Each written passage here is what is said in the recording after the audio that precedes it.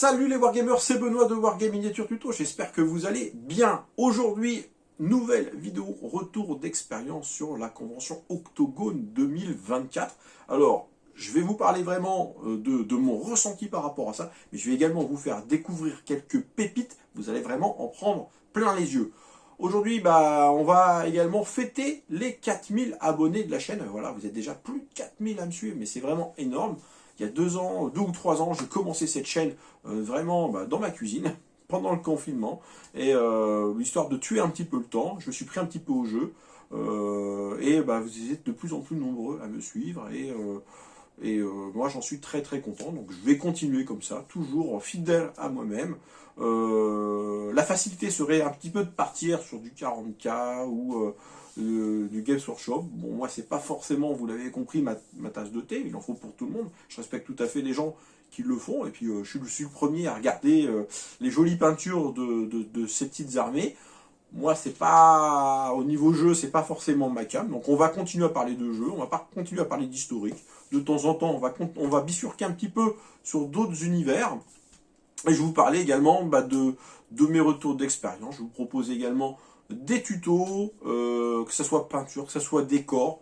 Et puis de temps en temps des présentations de règles, des retours d'expérience ratés ou réussis. Donc là, ça va vraiment être cool. Donc là, ça va être un retour d'expérience sur Octogone 2024. Donc peut-être que vous êtes nouveau sur la chaîne. Si c'est le cas, bienvenue. Bienvenue parmi nous. Je vous invite à activer la petite cloche et à vous abonner.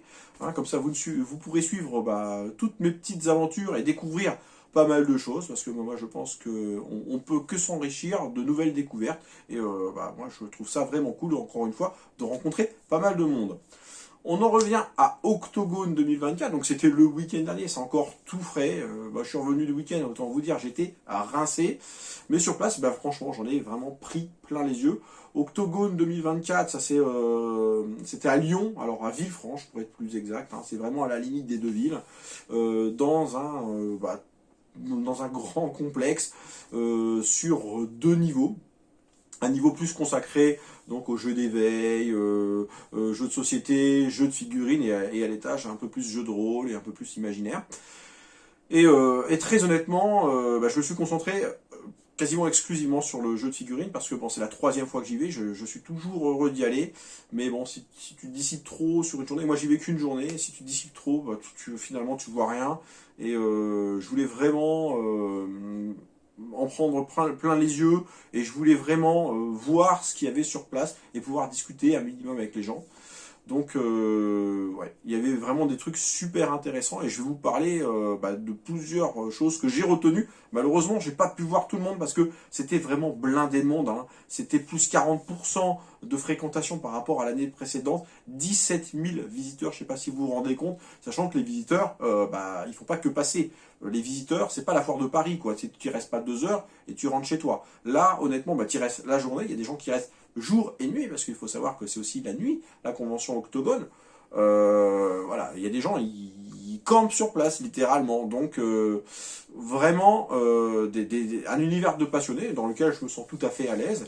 Et ça, c'est quelque chose à ne pas rater. Si vous avez l'occasion d'y aller une fois, allez-y. Franchement, si vous êtes passionné de jeux et même de l'imaginaire en règle générale, vous allez vraiment kiffer votre race, comme on dit. Sur la convention de cette année, alors je vais vous donner vraiment mon ressenti. Plus 40%, ça fait quand même beaucoup de monde. Déjà l'année dernière, on était un petit peu serré. Alors là, cette année, c'était un petit peu, on jouait presque limite du coude pour voir vraiment ce qu'on avait envie de voir. J'ai bien senti que les personnes qui présentaient leur stand, ils étaient un petit peu très pressés. Ils avaient pas mal de monde qui attendait derrière. C'était toute une organisation. Ils avaient l'air crevés. Moi, j'étais là samedi, autant vous dire. Donc c'était vraiment le début de la convention. Ils étaient arrivés la veille, au soir, ils avaient déjà tout mis en place, tout ça. Donc pas une fatigue, on va dire, normale. Mais j'imagine même pas dans quel état ils devaient être le dimanche, parce que ils devaient être sur les rotules, honnêtement. J'ai pu croiser quelques petits trucs. Alors on va voir des images, hein, je vous rassure, je vais pas faire un monologue sur Octogone, hein. Il y aura vraiment des images, on va les découvrir ensemble, et je vais vous dire exactement moi ce que j'ai vu et ce que j'ai retenu d'intéressant me concernant. Et en même temps, on va discuter un petit peu. Donc, je vais vous parler d'un jeu qu'on a déjà suivi sur la chaîne, et que je suis depuis le tout début,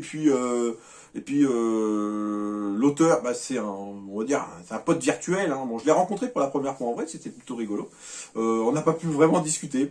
Donc c'est Noodle et son jeu Pillage. Donc très très jolie table, hein. Voilà, il nous a vraiment régalé au niveau des tables. Gros intérêt au niveau de la table, hein. Franchement, on voit que le jeu il a bien pris, très immersif.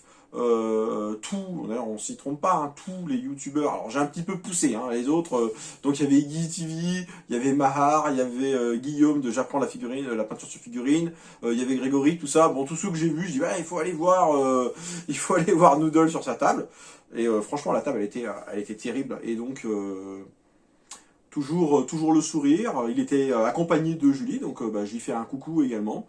Il m'a dédicacé le bouquin de Pillage, c'était plutôt cool. Alors moi, en plus c'était la version bêta, donc c'était un collector.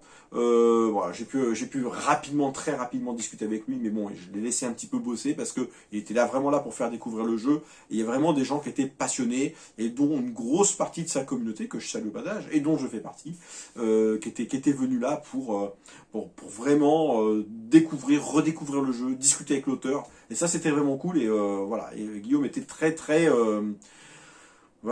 disponible. Et ça, c'est vraiment cool. Donc ça, c'était le premier stand que j'ai vraiment retenu. Après, il y avait des stands également que je vois chaque année. Alors, j'en ai parlé il y a quelques années, tout ça. Il y avait Forgelord 3D qui propose des impressions 3D. Très très joli stand, encore une fois. Alors, il s'est spécialisé un petit peu dans le buste. Comme il m'a dit, il a été pris d'assaut dès le vendredi soir. Des commandes à tir-larigot, tout ça. Franchement, c'est intéressant pour eux d'être là-bas. C'est intéressant également de voir un petit peu la progression et la professionnalisation d'une année à l'autre. Les imprimeurs 3D, il y a une époque, il y en avait beaucoup. Et là, il faut dire que ils sont plus très nombreux à être professionnels. Lui, il a résisté. Et pourquoi il a résisté? Parce que franchement, il fait des produits d'excellente qualité. Donc, puis à chaque fois, je discute un petit peu avec lui, tout ça, tendance du salon, et je vois que de chaque année, il grossit. Et tant mieux pour lui, parce que franchement, c'est mérité. Juste à côté, il y avait Torek qui proposait donc des pistes de dés, des tapis de jeu, et franchement c'était encore une fois pris d'assaut, toujours serviable, toujours gentil. Donc Torek, on aura l'occasion d'en reparler très prochainement dans une présentation de produits. On va faire un petit truc ensemble sans aucun problème, parce que voilà, encore une fois, produit de qualité, gentillesse, à l'écoute des clients, donc bon, que dire? C'était vraiment un stand où il y a vraiment du monde et on pouvait personnaliser un petit peu ces produits. Ça fait toujours plaisir aux personnes qui étaient sur place. J'ai vu des jeux un petit peu plus confidentiels. Alors une extension, un bouquin, on va dire, qui s'appelle Pyrrhus, hein, qui est, on va dire, une campagne d'extension pour DBA.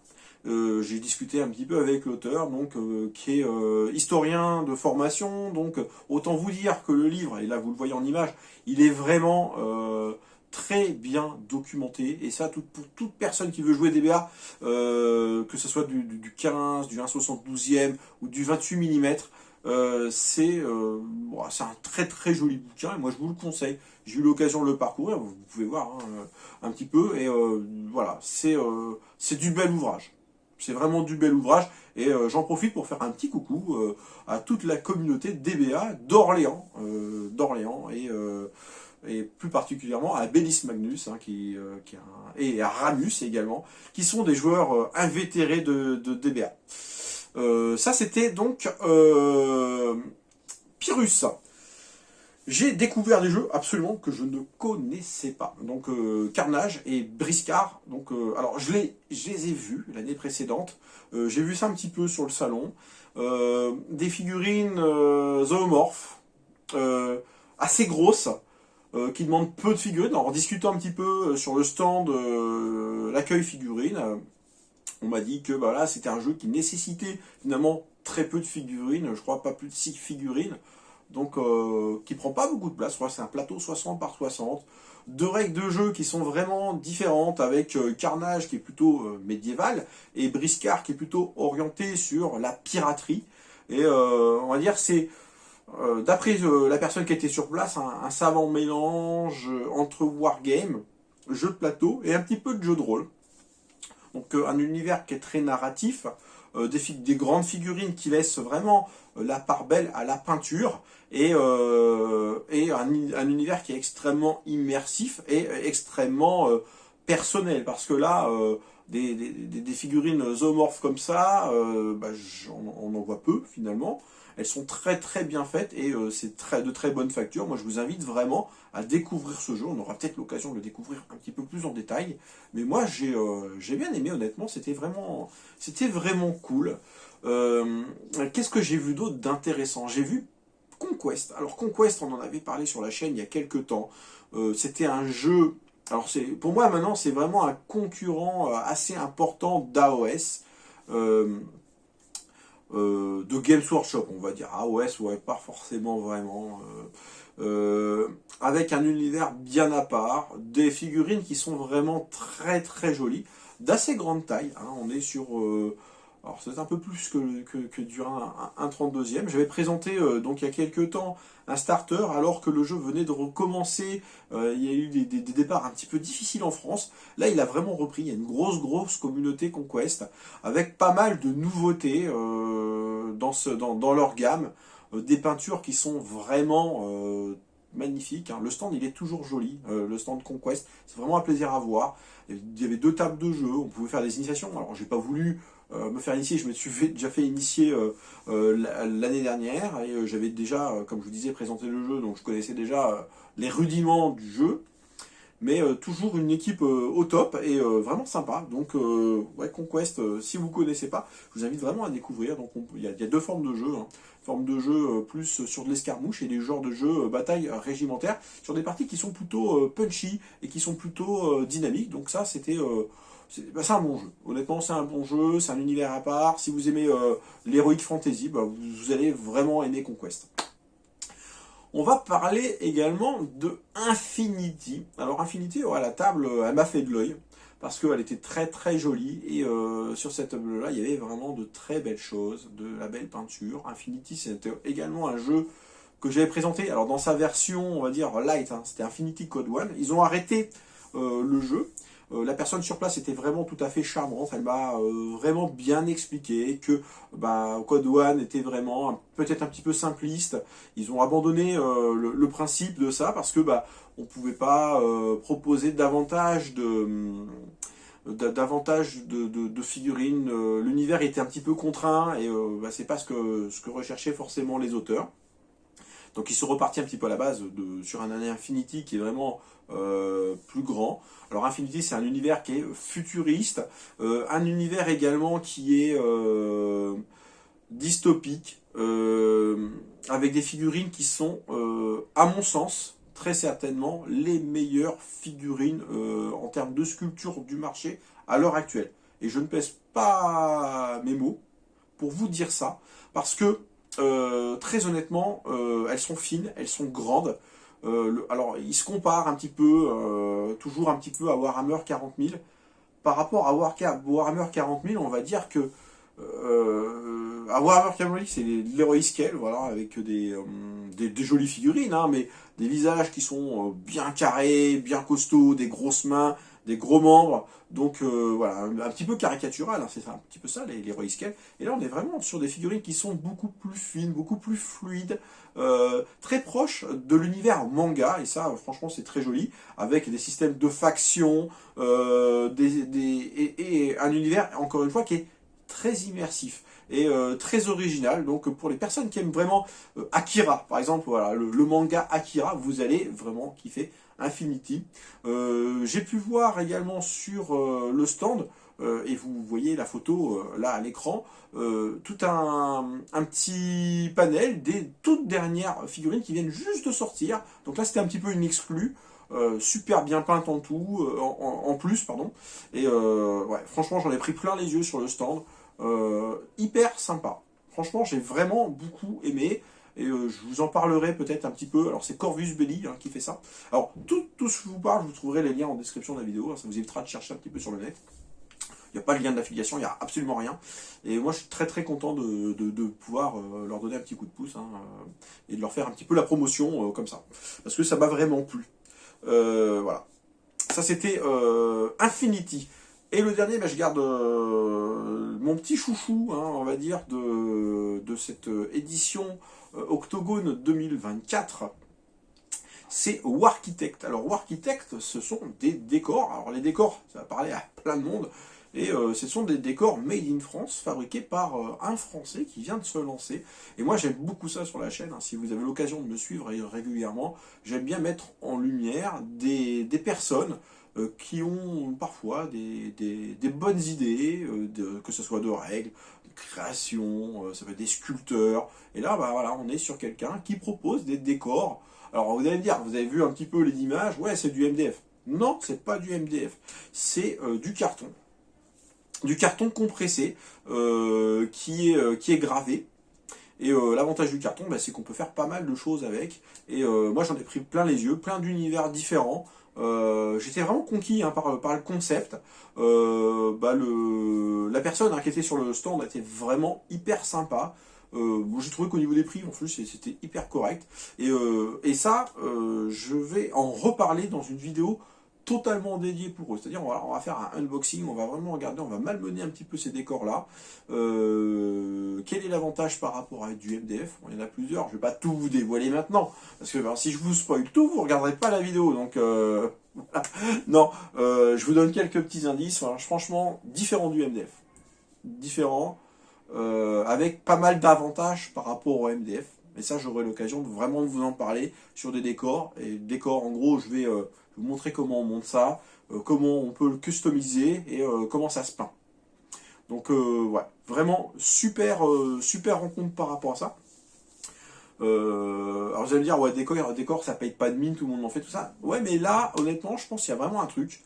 Et ouais, moi, ça m'a vraiment tapé dans l'œil. L'année dernière, c'était les Lego. C'était Bricks Wargame.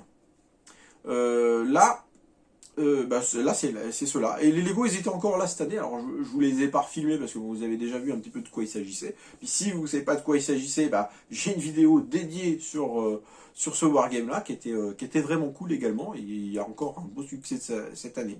Et voilà. C'était un petit peu tout le tour que j'ai fait. Alors, il y en avait plein d'autres que j'aurais voulu découvrir.